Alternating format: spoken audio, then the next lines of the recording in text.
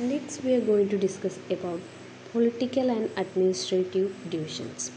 We know that our country, India, is divided into 28 states and 8 union territories. Then, Delhi is the capital city of our country, and Rajasthan is the largest state, and Goa is the smallest state in terms of area. Then we know that the states are further again divided into districts.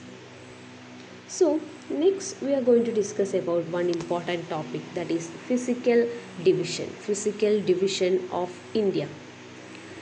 We know that India is marked by diversity of physical features such as mountain, plains, plateau, coastal areas, island, etc. So we already said that India is bound by Himalayan mountain in the north. These Himalayan mountains are divided into three main parallel ranges. They are known as Great Himalaya or Himadri, Middle Himalaya or Himachal, and last one, that is the Shivalik. That is the division of Himalaya.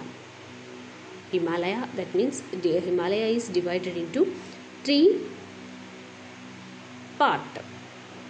Next physical feature, that is the northern Indian plains.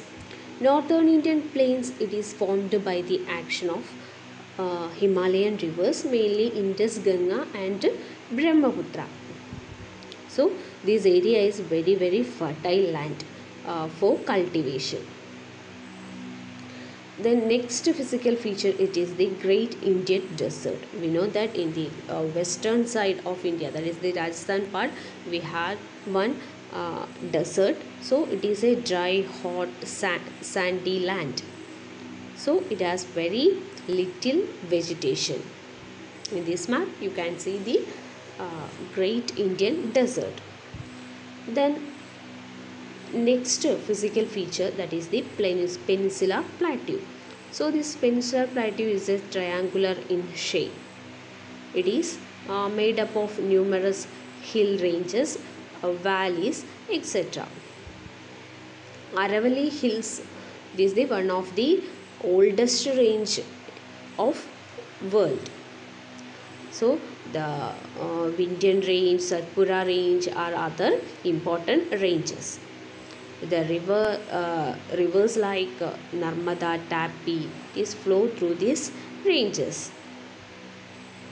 Then this peninsular plateau is bounded by Western Ghat or Sahyadri, then Eastern Ghat.